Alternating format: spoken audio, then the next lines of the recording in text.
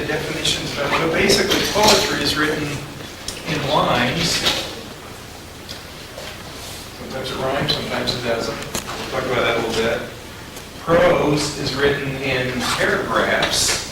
This one sentence leads into another and develops an idea. Drama is literature that's acted out.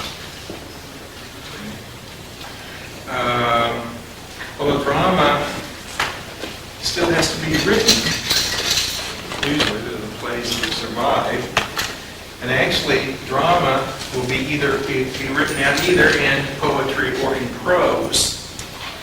So although we see drama maybe even on a television show or a movie, they're acting out a story. So that's somewhat a different form, but really it's still either poetry or prose. Shakespeare's dramas are written in poetry. The Greeks, Antigone, Oedipus, they're written in poetry. Modern drama is written in prose. It's interesting that poetry is not only the oldest form of literature, but it's the one universal form of literature.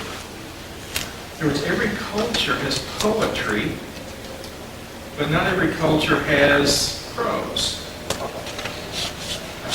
Not every culture has the novel, certainly, which, I'll say a little bit about that later, very late invention. You can find any tribesman who recite poetry. Poetry can be oral, which makes it sort of dramatic, I suppose. But it's written in lines. The other thing about poetry is it uses images. Will have images. Let's take an easy poem. Twinkle, twinkle, little star. Now I wonder what you are. Above the world so high, like a diamond in the sky. Okay, yeah, that's a poem. Why does that rhyme? What does that do? Is that just pretty little words, or what is that? And especially when you hear it.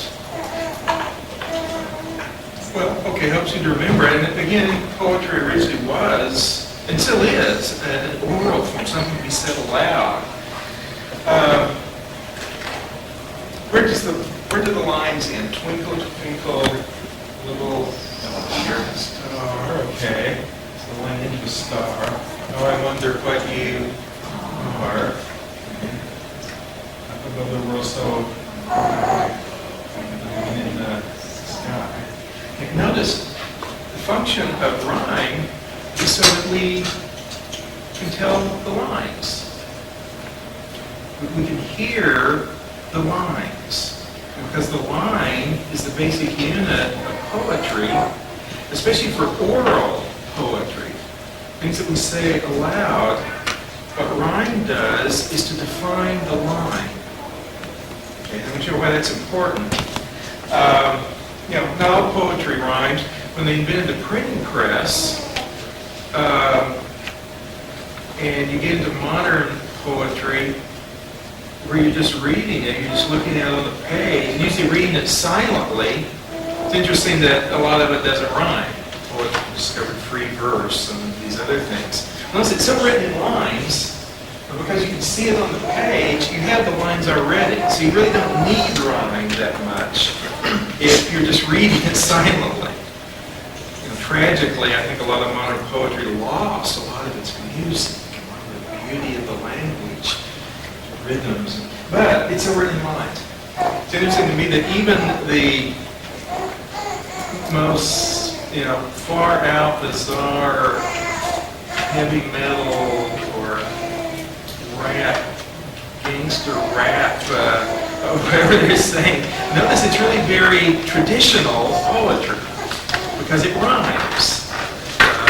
Rap, music, there's no music to it. All it is very rhythmical poetry. And so oddly enough, the more it's written to be heard, the more things like rhythm and rhyme come back into vogue, which is kind of healthy, I think, leaving aside the vile things that it says. Because poetry is really very, very traditional, very conventional. So, lines, and the other part is images. How to understand poetry, the key thing really is to know what happens with the images. What do I mean by that? An image appeals and draws on a particular power of the human mind, which is, well, I think everybody can tell, it starts with the word image. Imagination. Let me say some things about that. Because in general literature is addressed to the imagination. Now, what does that mean? People say, well, I don't have any imagination. We kind of glorified it. Well, the artsy types, oh yeah, they have an imagination. Or people that are in another world, boy, they really have a big imagination. No, you've got to understand imagination. You have to realize that it's a very common thing, and yet it's an incredible power of the human mind. Imagination is just the ability to conjure up in your mind a picture. If I say tree, think of a tree. It's there, and you can picture it. Memory. That's when we imagine our memories. When you think about your first bicycle, or think about a Christmas morning when you were a kid and you got something you really liked. You can think about that, and it all comes back. And it's playing in your mind, and you're seeing it. That's your imagination. We can imagine things in the past. We can imagine things in the present. We can imagine things in the future. And think, well, what am I going to do after this conference is over? What's that ride back going to be like? And again, you can think about that. And when we daydream, we're playing things in our mind. And that's the imagination.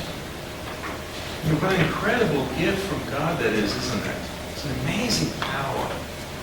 The mind is not just, ability to reason. It's not just logic that's going on in your mind. Mostly it's images and fragments and things that we're thinking about that are really pictures. They're really all of the senses. We can imagine them. And really literature, that's what it does. It engages the imagination. So when you're reading, especially reading a poem or a story or a novel or a play, what's happening, notice there's something going on in your mind. You're picturing things happening. Right? You read an adventure story and you're following along with all the exciting things that are happening. Right? That's playing in your mind somehow.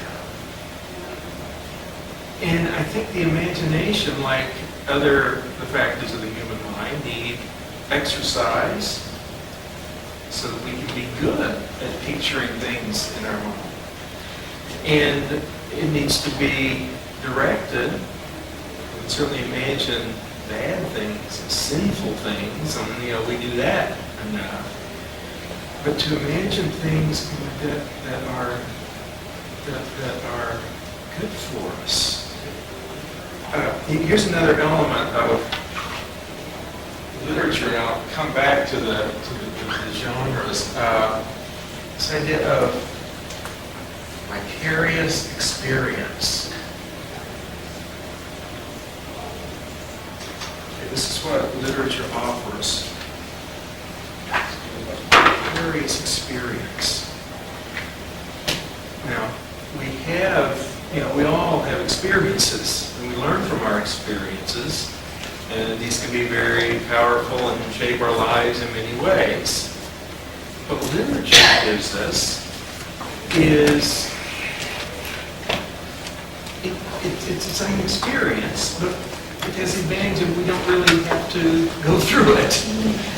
In other words, you talk to somebody who's been, in combat, Vietnam or something, and, they tell what they went through, and, it's very powerful, and they learned things from them, and it was, a very powerful experience that shaped their lives, maybe in some very profound and good ways. Well, you can read a war story, read Homer's Iliad, or read Tolstoy's War and Peace. And as you read it, you're getting something, experience of what it'd be like to be in combat. Because you're imagining it, and you're getting something of what that would be like. With the advantage, you're, sitting in the easy chair, and you're not actually in danger of being killed. That's a great thing. Literature enables us to experience things without really experiencing them.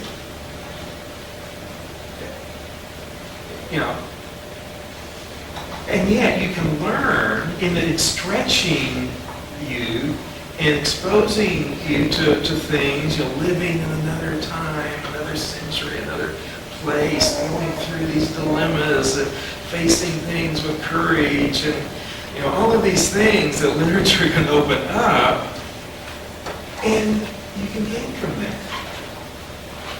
It gives you a vicarious experience due to the power of the imagination. Yeah.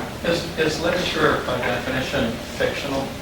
Or, as you were talking about that, about the war description, I was thinking of this book that was turned into a movie, Black Hawk Down, and that was very evocative of what it was like to be combat, but that was reporting. It was, but no, literature, fiction is only one small part of literature. Literature is anything that's written down.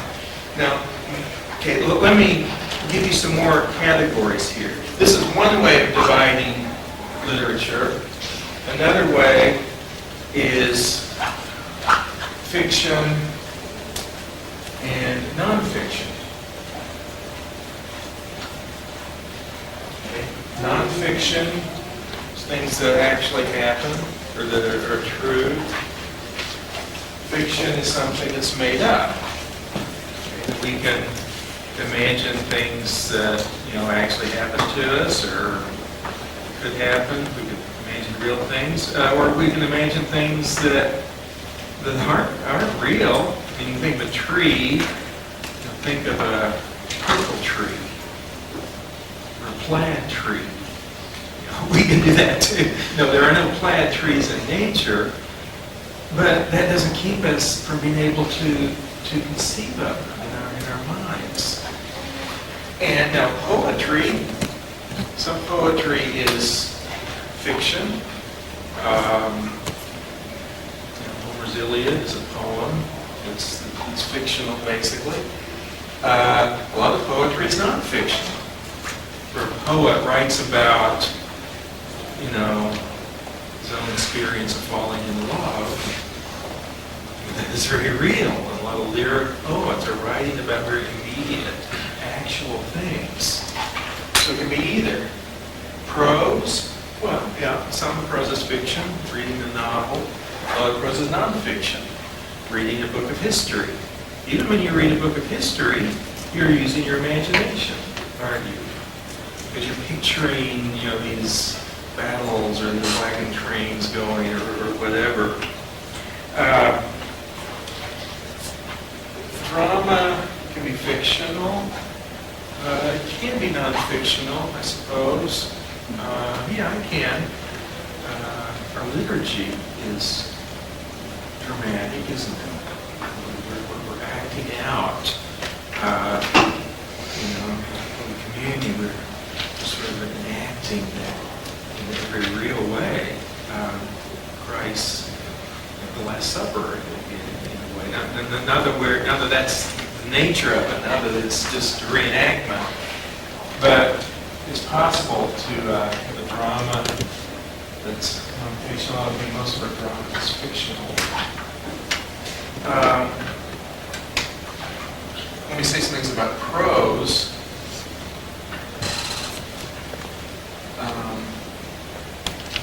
prose, well, okay, let me finish poetry. I'm going to say a few more things about these.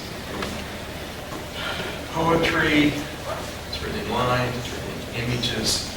Notice to really understand a poem, Twinkle, Twinkle, Little Star, what you have to do is first imagine its images. Twinkle, twinkle, little star. Because that should conjure up an image. The light of a star. Why it says the same word twice. Just twinkle, little star. What's the effect? And notice, if it says a word twice, you have to sort of picture it twice. Yeah. It magnifies it. Okay. Quite a bit. Okay. It's almost like a superlative. Everything does that. What is the act? What does twinkle even mean? Yeah, it blinks on and blinks off. So when you say it again, it's twinkling again. Right? And so you sort of have, well, you get the idea. Another point in understanding poetry, you've got to know what every word means. Because when it's written in lines, every word counts. And I teach my students, you've got to use a dictionary.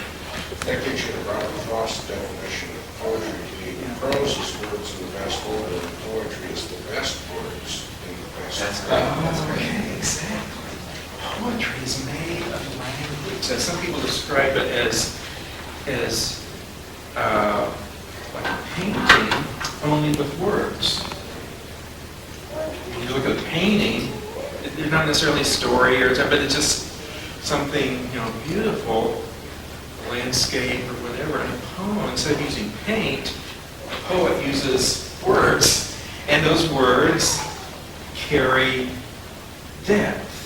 In other words, whereas painting, you're just looking at the visual dimension. The word can be visual, or it can conjure up a feeling or idea, or have associations, or all the other things. And of course, the sound of it is a very part of it. Well, let's just read Twinkle, Twinkle, Little Star again. There's a poem, Twinkle, Twinkle, Little Star. There's an image there. And how I wonder what you are. Again, that's the same as the psalmist, isn't it? Consider the heavens, looking up, and the vastness of the vast sky, and you just filled with wonder. In that case, it's not a visual image, but it's that feeling of wonder, awe. Above the world so high, and the great height of that star so far above, like a diamond in the sky. Again, another image. There's a figure of speech, which is another thing that poem and literature uses. You describe one thing by using the image of something else. The star is like a diamond. Well, how is that? Again, in poetry, to really get it, you have to reflect on it. And just read it fast like a newspaper, because you're not reading it for information. You're reading it for its images, for the reflection. Likewise, then, poetry is primarily made to be read aloud because poets play with the shape and the sound of the words as well as the denotations and connotations of the words. Absolutely. So you can read Robert Frost, Two Roads Diverging, sorry, I could not follow one of the, again, one traveler along I stood, and get nothing out of it. But then, when you put your own interpretation and meaning to it, all of a sudden it takes on that shape and life of its own. That's right. That's the problem with reading Shakespeare, too. Yeah.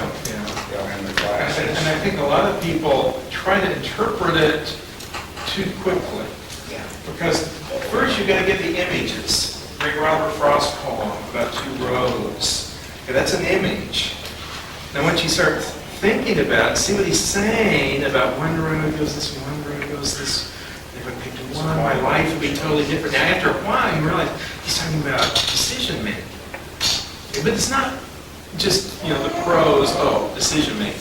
No, because he puts you in that poem, and, the idea of, your life completely changing, and you're at this point you're going to go one way or the other. I saved one for another day, but knowing how the way it leads on to that, I doubt that would ever come back. And be able to make that other choice. So what a lot of students do is turn it into a puzzle. And I think a lot of modern poetry is kind of like a puzzle. It's very obscure, but they immediately try to, this must be the meaning of life, and it's saying, but they don't understand the images, they don't understand the words. And you got to get that first. Well, I was just going to say, I'm just thinking in that context of, say, a George Herbert poem, Yes. The Pearl, which I had to read 10 times before the meaning began to come out. Mm-hmm. And so to hear it once, Mm-hmm. it's just not, it's not going to be very helpful.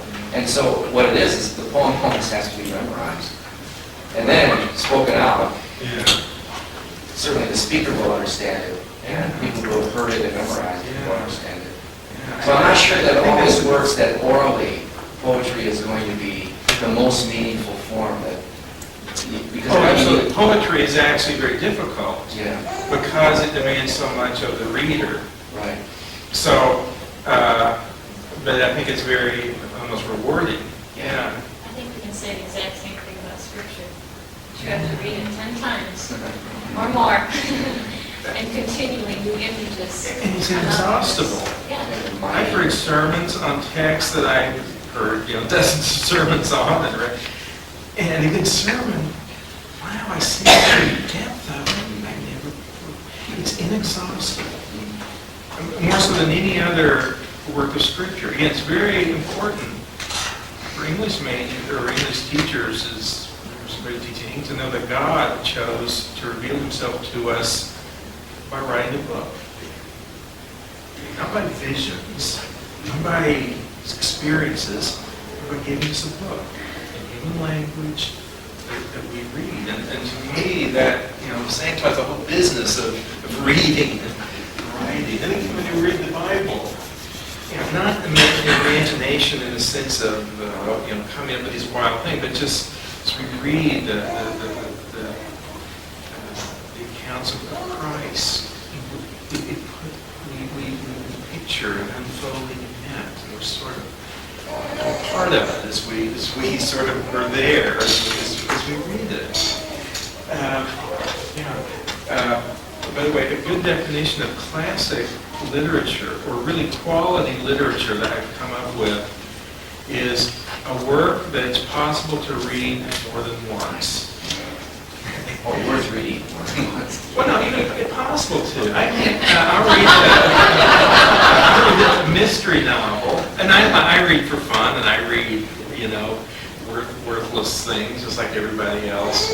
But I read a mystery novel, typically, okay, I know who did it. I can't read it again. It'd be totally dull. Now, there are some that I can. G.K. Chesterton's Father Brown stories, I've read I don't know how many times. And again, the effect is that each time I get something more. A great work of literature, Hamlet. I teach that every semester here. So I'm sure I've read it hundreds of times. And every time it's new. Every time I see something I didn't get before. And the really good literature has that quality. Other things, songs, some songs you really like when you're on the radio, but then, so many times you're sick of it, right? A good classical piece of music, you don't get sick of it. Anyway, let me get back to this. Prose. Prose can be expository or it can be narrative. There are actually others that you can talk about, persuasive, and there are various modes of writing, but I want to focus on these two because I want to concentrate on narrative. Expository prose is writing that explains something. Again, much of the writing that you do in school is explanatory.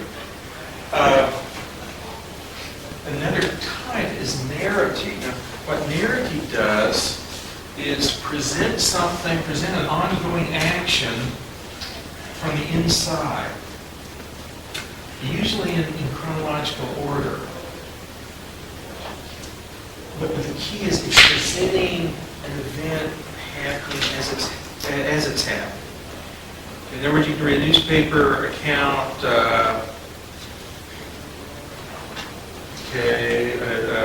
house caught on fire, alarm was turned in, fire was extinguished, no one was injured. You can read about it in the newspaper, which presents it in an expository way. So just explaining, here's something that happened. If you read a narrative of the fire, it's going to present it from the inside. So if you were there, the narrative of the fire is she was sleeping at night, tossing and turning, she kicked off the sheets. It was hot in here. She looked over the door, so light on the door. She could smell smoke. She jumped out of bed. Baby, my house is on fire. I'm talking about her, opening and running through, going out, getting the baby, running out, going outside, and the fire truck's coming. Now, that's narrative. You read it in an expository way, you just get the facts, but a narrative presents it from the inside. Usually from the point of view of someone in the action. And now this is the key to narrative. You're sort of entering the mind of one of the characters that this is happening to. So you're seeing it as if through this other person's eyes. This is the vicarious experience. Because it's like, you're imagining what I do that house felt like. Now, this can be fictional or non-fictional. Of course, fiction is all narrative. Non-fiction, you can read a history that gives you, the statistics and the events, history that's expository, or you can read a Stephen Ambrose account of the Battle of Normandy, where he actually interviews and reads the journals and diaries and the oral histories of the men who were on that beach. And you read Stephen Ambrose, he's a master of narrative history. What actually happened, you're seeing it literally through the eyes of these men that are getting shot at, what they're in the field, what they're going through, what they did, their heroism. And again, to me, a narrative history is what I really enjoy reading, because it gives you that, that must be true. Yeah, it's interesting for you to describe this, kind of unlock something for me. The cover stories on the Wall Street Journal, the right and the left-hand stories are always their lead stories. You just described exactly how they begin the story. They'll take some arcane thing about like what happened with Enron or Arthur Anderson, but they'll always begin it. I've noticed kind of a pattern with the story of one individual right in the thick of it and kind of maybe in the crux of the decision. And then that pulls you in, and then that's called go the into narrative lead. That's a journalism trick. You really want to get people into your story, start with the narrative lead. Because that really puts the reader literally in the story, and it's hard to stop reading. And then you get to the exposition later on. Well, the other aspect of narrative, or maybe a complexification of it, is that instead of it being one line, often it will be two that will end up telling the same story. I'm thinking of Mallinson, and it begins by the guy telling the story himself, and then later you get more complex by hearing a third person kind of narrative. And when I want to talk about fiction now, you give all kinds of neat things with point of view. And that's one of the keys, I think, to understanding fiction. Hemingway has a great story, The Short Happy Life of Francis Songbird, where he's talking about they're on a safari, and they're big game hunting. And there's, in the meantime, this, lover's triangle plot gets going. There's a rich husband and his wife, and then the big game hunter. And anyway, in the course of the story, he gives it from the point of view of the rich guy, going through on this big game hunt. And he gives it through the account of the big game hunter, who looks at things very differently. And then my favorite part is when he gives it to the point of view of the lion that they're hunting. And they shot. In the story, they shoot a lion and it runs into the bush. He's just wounded. We got to go in and finish him off. It's the only humane thing to do. It's a wounded lion. Of course, the macabre, can't we just leave? Anyway, then it goes into the mindset, and I don't know how a lion actually thinks. Hemingway does a great job at that. It's very bestial. When he smells this hated thing with this stick that brought the fire, and you're going, and then he pounds, and then, anyway, it's just a great work. But he tells it through different points of view. And other fiction, you'll see that it depends on the point of view that you have. This is important in evaluating literature. Maybe we'll talk about that in our panel pretty soon.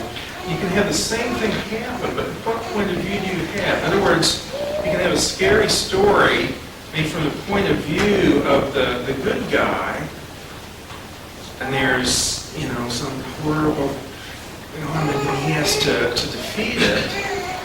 Now we have more and more the point of view of the bad guy. We're put into the mind and the hearts of a vicious serial rapist or a killer. And we feel what it's like to be a mass murderer. Well, no, some vicarious experiences are not beneficial, especially for children, I would say. You can have another murder story that does present good and make you sympathize with the good guy. So that's something else to watch. Yeah. I'm curious on the exposition and the narrative. When I think of something like as I lay, The Sound of the Fury, some William Faulkner stories, which are almost impossible to wade through sometimes. And I'm curious, at what point can you actually say he begins with a narrative from the viewpoint of someone who's mentally handicapped, and then he goes to an exposition, then back to a narrative. And I'm curious, do you ever find a pure form of one or the other? Well, okay. There are different narrative modes that we speak of. And one of them is exposition. Sometimes it's helpful just to say, he was 35 years old. Sometimes authors will just give us the background that we need. But then the other modes are description. In other words, you can describe what somebody looks like, and then the reader can judge about how old he or she is. Let's see. Dialogue. There we'll give conversations. And the effect, when you're reading it, is like we're overhearing conversation. That's a very powerful way to get the illusion of something actually happening that we're witnessing or overhearing. Thoughts. And this is something that a book can do that a movie it's very difficult to do, or an act, to get what the characters are thinking. TV and drama, a good actor maybe can present some of that. Shakespeare gets us across with soliloquies, other playwrights, but the book can get you deeper into the action because it can do better than the point of view. A movie, the camera creates a point of view. We see what the camera is showing us. it's interesting, some of the new, some of the movies today give us the point of view of the killer. So we're sneaking, looking into a window, and then he goes in, and sometimes you see the knife coming from the edge, the side of it, just like you were seeing. Video games are the same way, the first-person shooter. What makes those work is that they create a point of view. Again, it can be the point of view of putting the reader or the player in the position of doing horrible things. Yes, it's only vicariously, still something maybe to be concerned about. But anyway, by giving the thoughts, the other, let's see, detail.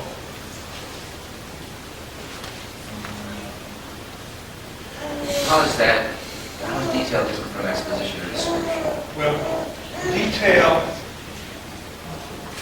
in narrative, to create the illusion that we're in an unfolding experience. There are these little things that aren't, Carefully describing the room. You can describe the room, and then you could say, oh, no, I know what it is. It's action. Action, excuse me. There's always, he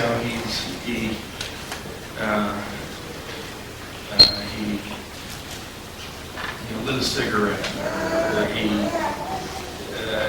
ordered another cup of coffee, or he, nervously put his hand in his pocket. These little things, they're just things that characters are doing as a way to create the illusion and narrative of an actual event that's unfolding. Yeah. So exposition is part of that. One of the things that a writer uses. Now, let me just set forth the elements of fiction. That was something I wanted to do, which I think will answer your question. Some writers, like Faulkner, are very experimental. A lot of the modernist mid-century writers are really pushing and trying things, and frankly, sometimes, like all experiments, some of them work, some of them don't. But the elements of fiction are these: plot, character, setting, and theme. And let me say some things about plot. Every plot has some kind of conflict.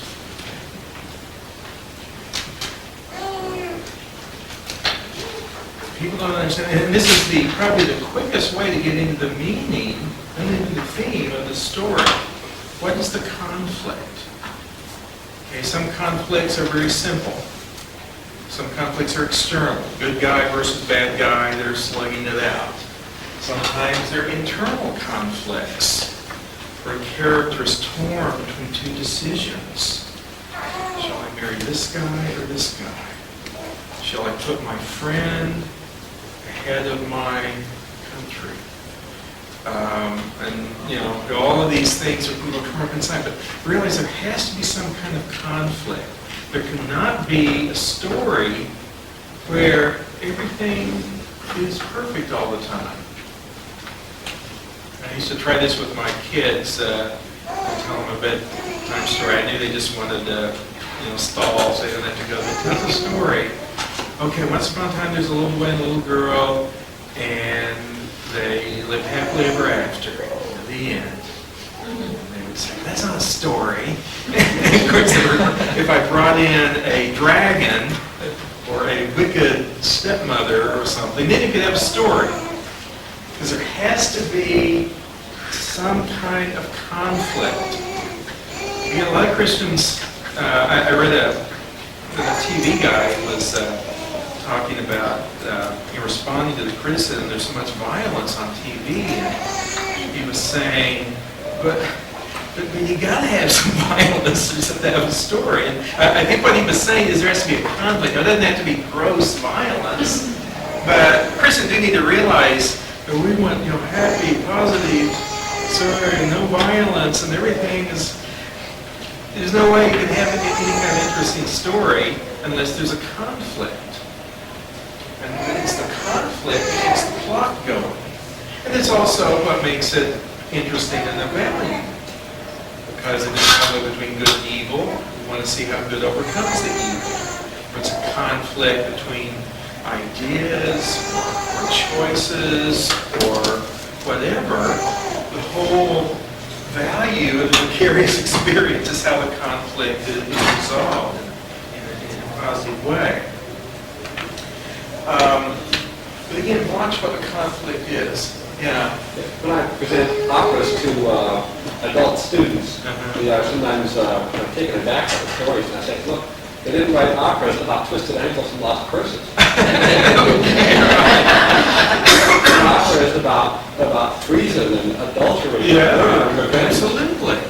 And great works of literature are too. I think a lot of Christians don't know how to handle literature. They're right to be concerned about some of the things that their kids are exposed to, but it's not the presence of some element like violence or even adultery or something. Or is there a witch in it? The key is, what does it mean? What's it saying about violence? Is it written so that it makes somebody want to commit violence? In which case, yeah, there's a problem. Or does it make you not want to commit violence? And see how terrible that is, and want to help people who are hurting because they sometimes suffer these terrible things. There both will be an element of violence in it, but the question is, what's the meaning of the violence? And of course, for that, you need to know the whole story. Just briefly, I don't have time. The plot will also have a structure. Usually, there's a you have an exposition. First, the story kind of introduces you to the character and situation, and the conflict is going, and it builds and builds until usually there's a turning point where one side of the conflict wins. Same feeling.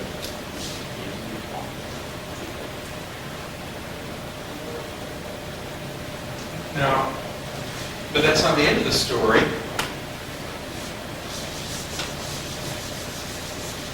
The rising action, and after the turning point, the falling action. You see the results of it. Maybe the story is about a woman trying to decide which one person to marry.